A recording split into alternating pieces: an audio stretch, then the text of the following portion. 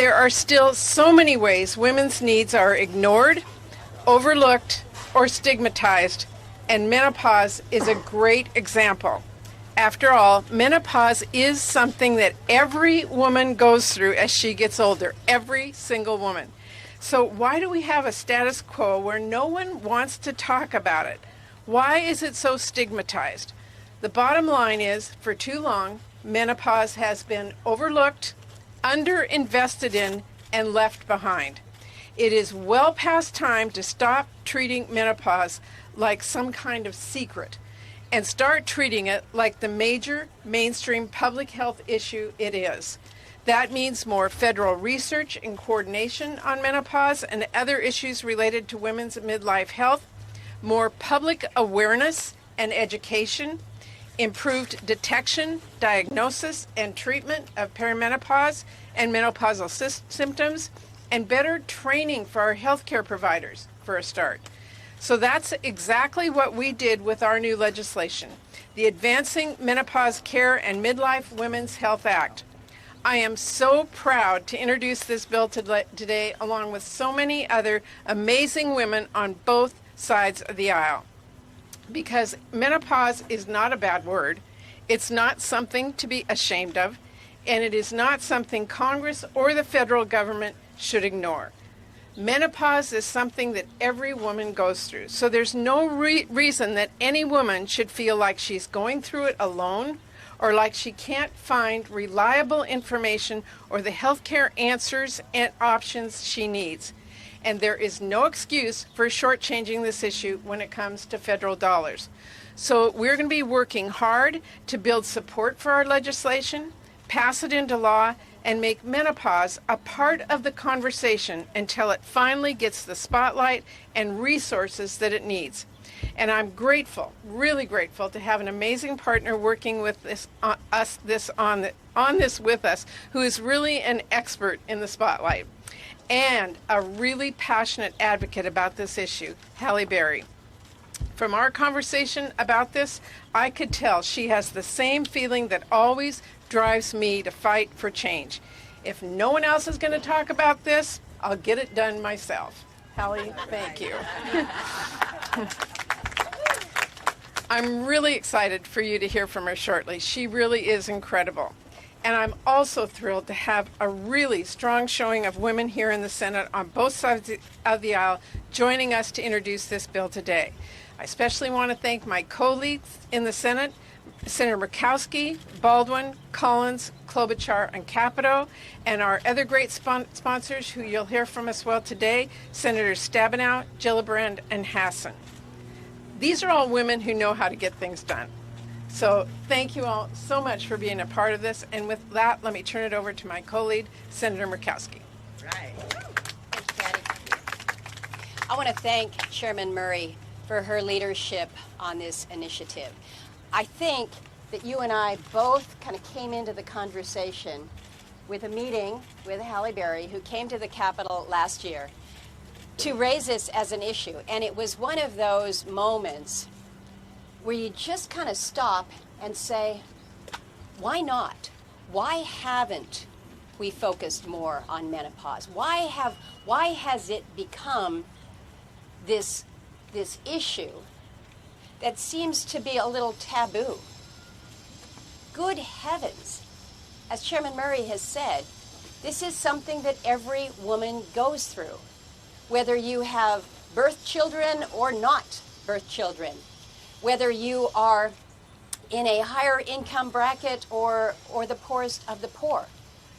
This is a natural body process that one half of humans go through.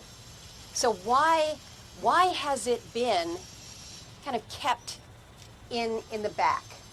Why haven't we not focused on the research, on the medical training, on all of the attributes of this? Why have we not allowed ourselves to really look at the full life spectrum of women? Because most of us get to that point, hopefully, when menopause is that natural part of our life. So let's not be afraid to talk about it. Let's not be afraid to put the resources behind better understanding. Let's talk about it. And it shouldn't just be the women that are talking about it.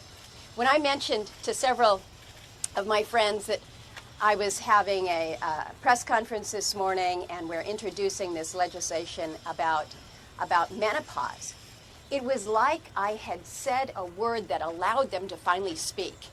And what I got was, oh my gosh, that would be so great. You know, my wife is going through menopause. My sister-in-law is going through menopause.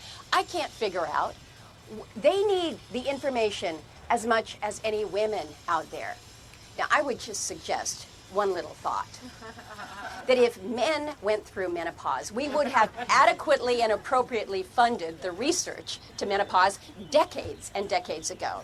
So there's no time like the present to get moving, to get forward on it, to be with this strong delegation of women, knowing that we will gain our partners not only on a bipartisan basis, but with our male counterparts in the Senate and in the House. I'm looking forward to that. But we really got the conversation started with Halle Berry, and I want to recognize her. But I look forward to working together to make the positive advancements that women need. Halle Berry. Hello. First, let me say how incredibly honored I am to be here. And never did I think in my lifetime I would be here advocating for something and being a champion of a cause, especially this one. But I want to thank Senator Murray. You were the first person that I met when I came here on this journey. And Senator Murkowski, thank you for coming on as also a co-lead. When that happened, I knew right away, oh my God, this is going to be a bipartisan movement, because I can't think of a topic that should not be politicized. I can't think of an issue that's more of a human rights issue than anything. So to have support from both sides of the aisle is really important for all women. And I thank everyone else, all of you other beautiful, smart, strong women up here for lending your support and agreeing to co-lead or co-sponsor. Because this is probably, I think, in our lifetime, ladies, one of the most important thing that we'll do for ourselves. And it's really important that we all stand together and lock arms. And I am beyond honored to be here and be a part of this movement that's happening. So you guys might say, okay, why me? Why am I here? Well, first, I'm here because I'm standing up for myself. Because I know that when a woman stands up for herself, she stands up for all women. And all women go through menopause. And, you know, we think that this is something that affects just old women. We've been, you know, society has told us when we get to be old, we should just sort of putter away. We should fall off into obscurity, and that our issues don't matter. Well, that's just not true. I am going to be 58 years old this year, and I have never felt better. I have never felt more ready for this world. I am wiser. I'm in the process of raising children. I started late. I'm raising children, and I'm more accomplished than I've ever been. I've risen to the top of my chosen industry. It's not time for me to go out to pasture and lay down and die. That which our society would tell me it's time for me to do. I want to start a brand new career, right? I'm going to start a business that will speak to women in midlife, because I want to use the platform that I have to really do real good in life. Making movies has been fine, and I'm proud of that, but I really want to, for this next act of my life, really give back in a way that's substantial, that will be talked about long after I'm gone, but it will really make a difference in the life of every woman. So one of the things that I've been struggling with, and this is the part of my job in all of this, is to always keep this issue human. You all, I'm sure, have heard about my lady part issues. But menopause is not just about our lady parts. And so many people think it's just about what happens, you know, below our belly button, and that's where our issues are. That's not true. One of the most impactful issues that we're facing when we get to midlife is our brain health. Because estrogen, we have estrogen receptors in every cell in our body, every organ in our body. And when we get to midlife and our estrogen levels start to drop, it affects every part of our body, not just our lady parts that people kind of want to like write it off to. It affects every part of who we are, right? So it's really important that we lean into our health care in midlife, not lean out. It's really important that when we go to see our doctors, they have thoughtful conversations, knowledgeable conversations with us about what's going on with us. And I'll tell you a quick story, not about my lady parts. I told that story. This is another story. I was at the doctor 3 days ago, and I went in to talk to him about an issue, and I said to him, you know why I'm having this issue, right? And he says, yes, I know. I said, tell me, why am I having this issue? He said, you tell me why you're having the issue. I said, no, you tell me why I'm having the issue. And we went back and forth. You tell me, you tell me, you tell me. I finally realized he wasn't going to say it. So I thought, okay, I have to do what no man can do. I have to say it. I said, I'm in menopause! Okay? And that's why I'm having this issue. And he said, oh my God, I could never say that to you. Look at you, you don't look like you're in menopause. I could never say that. And if I said that to all of my female clients, they'd punch me. And again, I knew that is why I'm here doing this work, because it has to be destigmatized. The shame has to be taken out of menopause. We have to talk about this very normal part of our life that happens. Our doctors can't even say the word to us, let alone walk us through the journey of what our menopausal years look like, or our years after that, right? So when I have these moments, real moments that happen to me, I know that every other woman around this country are having these real moments as well. They're lost, they're afraid, they don't have direction, and they need help. So that's why I'm here. I'm here as a citizen of the United States, as a woman who is demanding that our government give us what we need, because we deserve it. We have been overlooked, we have been discarded for far too long, and I'm so grateful to have a team of powerful, strong, smart women who are saying enough is enough, because guess what? It's enough. Yes. It's enough. So thank you so very much for being here and caring about this issue. And I have one last thing to say, and this is a call of action. While I'm so grateful for all of the ladies that are here, I'm slightly disappointed that they're all not here today, because that's just me. I get my heart set on something, and that's why I wore my orange suit, because I wanted all of the women to be here today. And the ones that aren't here yet, I want them to know we've got work to do. We know, but I'm coming for you. We are coming for you. We are coming for you. And I will not stop until we all stand here, all the women of the Senate, myself included. I'm not of the Senate, but I'm here with them. And we're going to stand together, and we're going to fight to get this passed. And then I want every woman out there, in whatever state you're from, reach out to your senator, male or female. Reach out to your senator and tell them what you need. Demand to be heard, because that's one way you stand up, like I'm standing up right here. You stand up in your own state, and you demand that there's a change, and that money is allocated for your health in midlife and beyond. Thank you. Thank you very much. And now I turn this over to Senator Baldwin. Thank you. Oh my gosh. Halle, we couldn't dream of a better champion for this legislation and this cause. Good morning, everybody. I want to thank you, Chair Murray, for bringing us all together today.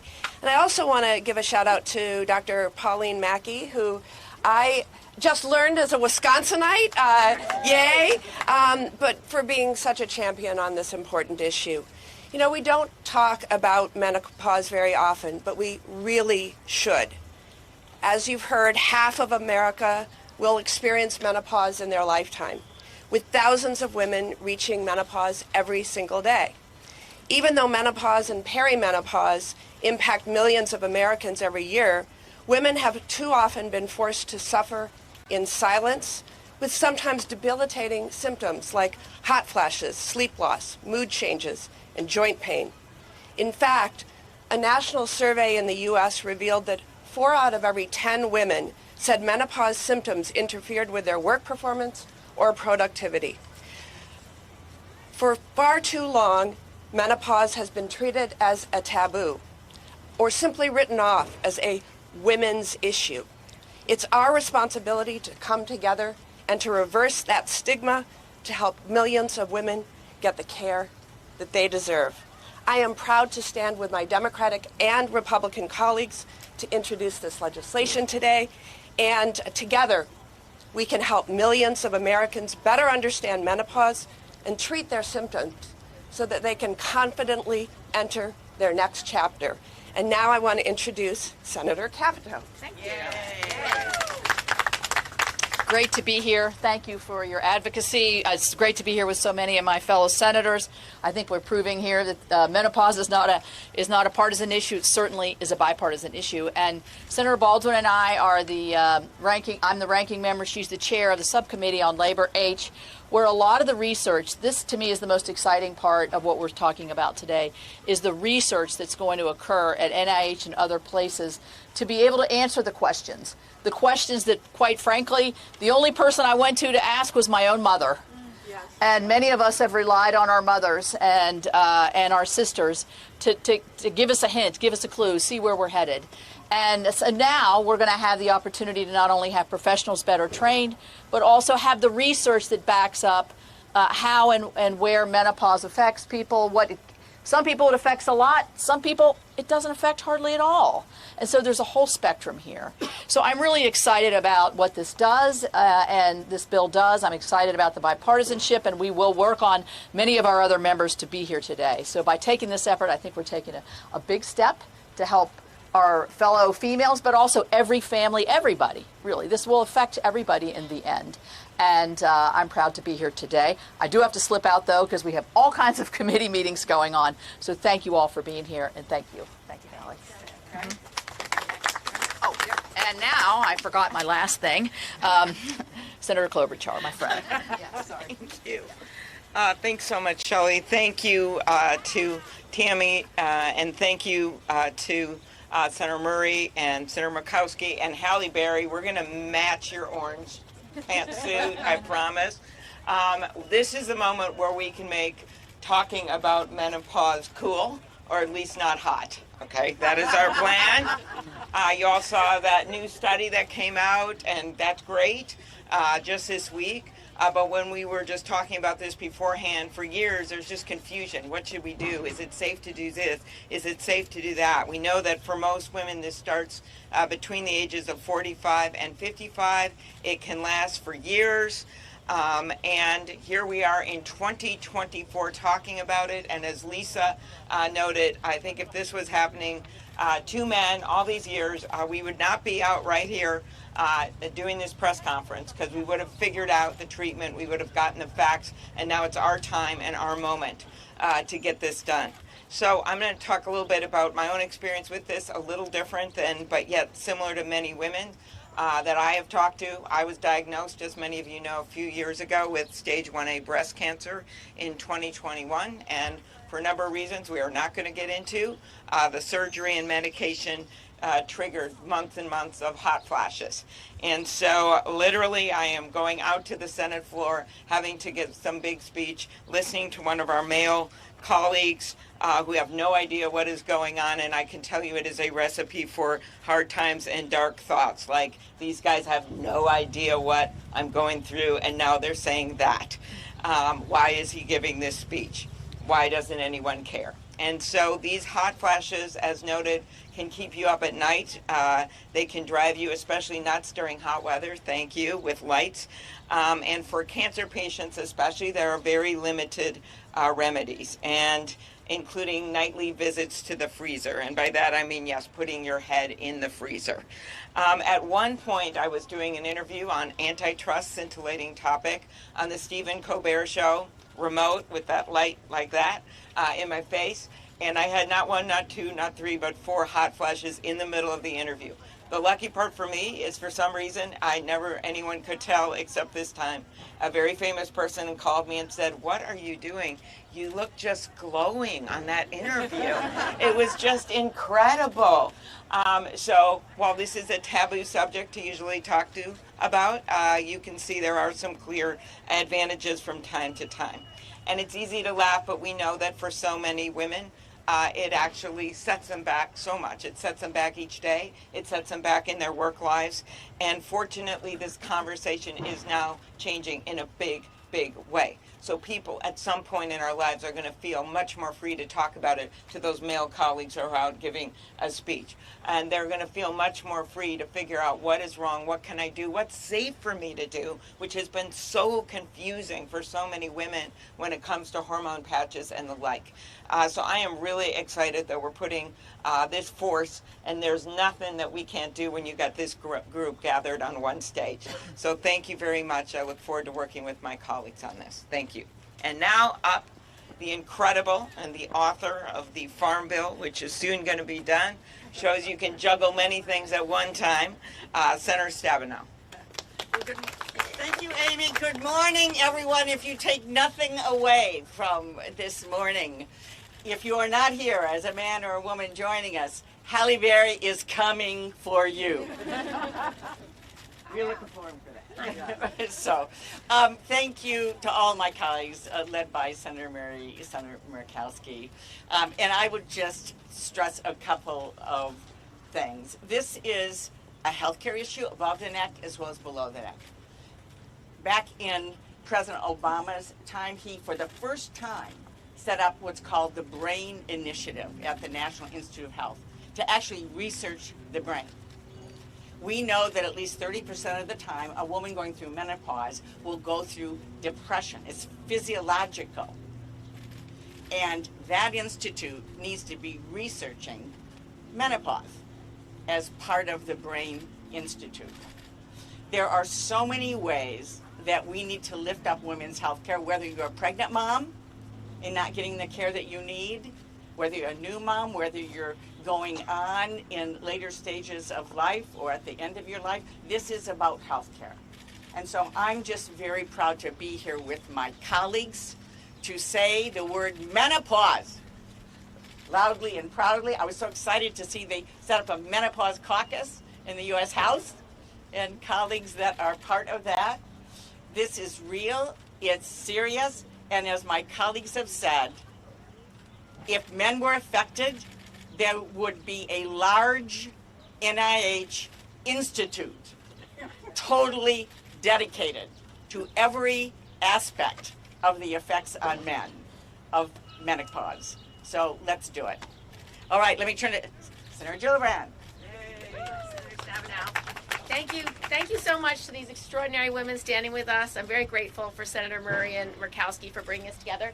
And thank you to Halle Berry for her passion, for knowing that women in America need a voice like hers to lift up this issue, to make sure people know what's at stake, and to make sure people understand the unfairness of the lack of research, the lack of dedication in our medical schools to teaching doctors and OBGYNs about menopause and what the impacts are for women's health and what the best treatments are to deal with symptoms.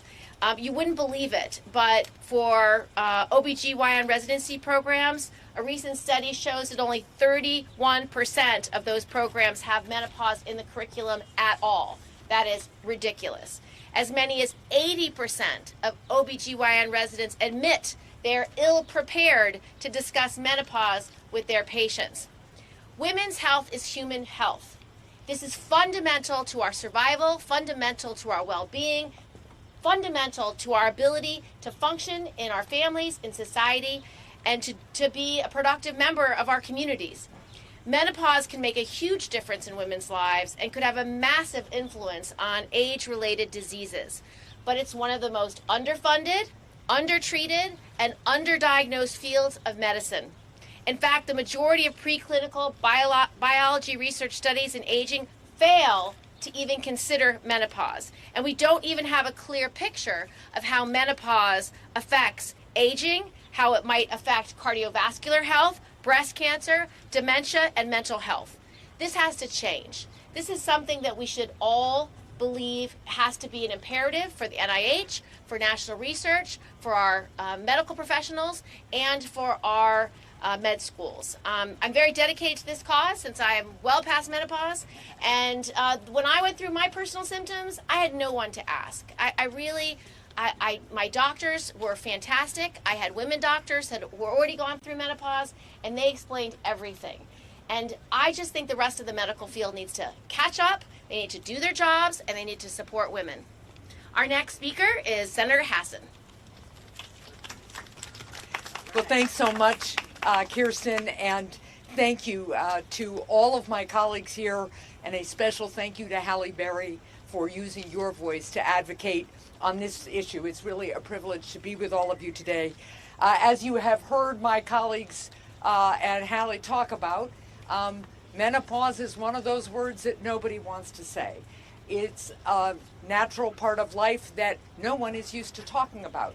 I still find that some of my younger colleagues, whether they are staff, whether they are other legislators or other political leaders, there sometimes is a woman kind of tiptoeing up to you saying, have you ever had like hot flashes? Like, I don't know what to do about this. It is not something we have been talking about, and therefore it is not something that has been studied, that has been normalized, that has been invested in, and it's really, really not only long past time that we're introducing this bill, but exciting that we are. Despite the fact that half of the population will experience menopause, even in the 21st century, there is a really clear lack of awareness and public discussion, and really significant gaps in what we know about menopause. As Senator Klobuchar mentioned, for about the last 20 years, women have been told, based on a study that I think is about 20 years old, if I'm right, Doctor, that they really shouldn't use hormone treatment therapy because of the risks involved. Then I read this article yesterday that says, actually that study, done by a well-respected group, that was pretty wrong. The design was bad. People have known the design was bad for a while, but we're finally catching up, and the new research shows that there are really safe options, particularly for younger women who are beginning menopause. So we have a lot of work to do. That's why this bipartisan legislation, which will strengthen federal research and raise public awareness and expand training, is so important. I too had women doctors. One of the best pieces of advice that I ever got was, find a primary care physician who is female and about 5 years older than you are, because she will have gone through everything else. And I was very, very lucky to have excellent women physicians, but that also speaks to the need for full and diverse representation in all professional fields, right? Especially when it comes to healthcare. So last thing, if we believe, as we do in the United States of America, in our beloved democracy, that every single person counts and has full and equal worth, then we have to make sure that we are investing in healthcare, research, treatment, and actual care that serves every single person so that they can reach their full potential, be full contributors to our society, and continue to make a difference regardless of the stage of life they're in. So thank you all very much for being here. It's now my real honor and pleasure to turn this over to Dr. Mackey. Doctor? Good morning, everyone. I have the tremendous honor of representing the menopause research community. And on behalf of the community, thank you, thank you, thank you, thank you, and thank you, Halle. This is nothing short of revolutionary. I used to be that weird scientist who studied the brain and menopause, and I was kind of sidelined into, you know, the back area of the NIH and the like, and suddenly there are hot flash commercials on the Super Bowl. You know, so what's happening here, right? Now, I got into menopause research not thinking, oh, you know, I went out to get my PhD in cognitive neuroscience to study menopause, but I got into it because of sex differences in Alzheimer's disease. And all of us have someone in our family affected by Alzheimer's disease. What you may not know is that 2/3 of individuals living with Alzheimer's disease are female. So why is that? Well, one of the many benefits of being female is that we live longer than our male counterparts, but we're also in a different position because as we age, we not only go through chronologic aging, we go through hormonal aging. And that has a very specific effect on our brains. So we heard about hot flashes, the hallmark symptom of the menopause. I measure hot flashes in my research studies by hooking women up to monitors that measure when they sweat. Last Friday, a woman came into my lab and we looked at her data. She had 40 hot flashes in one day. 40 hot flashes in one day. And yes, They are worse if you are being treated for cancer. They're worse if you're black or brown. And only 20% of women get their symptoms treated. Now, why is that important? Because our research shows that if you do these fancy brain scans, the more hot flashes a woman has, the more stroke-like abnormalities we see in her brain, the more her memory is affected, and the more her memory circuitry is affected. So what does that mean? It means that menopause brings her brain to a different state when she's at the age of 60. She has to build resilience. So what do we need? We need to get women the help they need to build the best brains that they can, so that if and when the pathology of Alzheimer's disease begins, they're resilient to it. And to do that, we need more menopause researchers. We need more menopause funding. It just makes sense economically. So I am so excited to have this infusion of interest in this topic so that we can help women lead the best lives they can through a more informed understanding of menopause. And with that, I thank you, and I'll turn it back to Senator Murray for the questions. Thank you so much. Thank you. Thank you, Doctor. Really appreciate your insight. Thank you to all of our amazing co-sponsors, and especially thank you to Halle for being the force behind us that is here today. This is the beginning, not the end. This is our start of going out and getting as many co-sponsors as we can on both men and women. And we are going to get this passed and put it into law and make sure that women have the research they need, have the public health information they need, and that we, as women in the Senate, along with our help from Halle and so many others, are going to change lives for women. That's our goal today. So thank you all for being here, and I think I have time for a couple questions. Yes. Anybody has any questions specifically? Yes. Oriana with Curtis. Have you talked to Leader Schumer about bringing the bill to the floor, and have you also been in conversation with Peter Johnson on the House floor? So our goal today is to get as many co-sponsors as possible. You know me, I don't sit around and pretend that this is done. Now we're going to go out and get co-sponsors, and when we have enough and we know we have the votes, then we'll bring it to the leader in the Senate. I know there are a number of colleagues in the House as well who are working on this, and we will just work as hard as we can until we get it done. Other questions? Yes. One right here, Tony from EWTN. Does this act have anything to do with like women's reproductive health? Like Senator Graham, for example, proposed 15-week abortion ban. Has nothing to do with that. This has to do with the phase of life that women are going through during menopause, and the fact that we do not have the research, the support, the physicians out there who can help women through it and make sure that women are taking the best care of themselves as they can as they go through menopause. Yes. How many co-sponsors do you have at this moment? 16. Right now, this minute. Give us 10 minutes. And we just started. So. And All right. we haven't even invited the men. And Yeah. I bet they'll all say yes the minute we ask. Yeah. Will you be on a menopause bill? Yes, yes. Are you afraid of it? Yeah. Are you afraid of this bill? No. See what I mean? We'll get there. Well, again, thank you all so much for being here. Let's go get this done. Thank you. Well said. Well said. There are academics and doctors that are not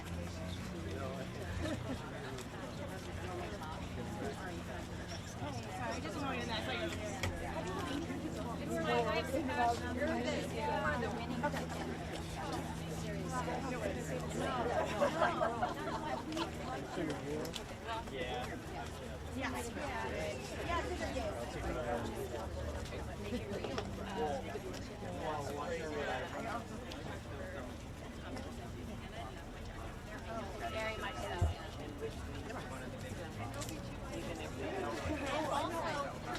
Also what the impact of what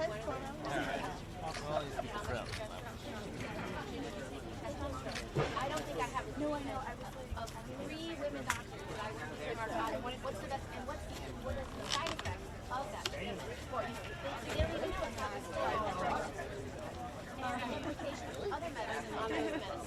Like, these are questions. So I I can't get answered today. And everybody from the smartest people on the side. Yes. And how do you get access to different tools? Like, again, you spend the time and the research and the money on knowing the impacts on us and the long-term impact, especially of brain health. We're not going to know what's right for us. And again, women's health. No judgment.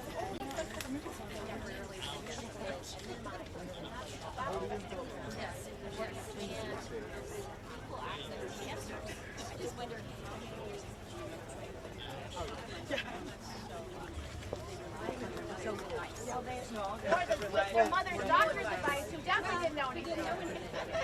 How about no advice? They just went knuckled into it and thought they had to get severity and get through it.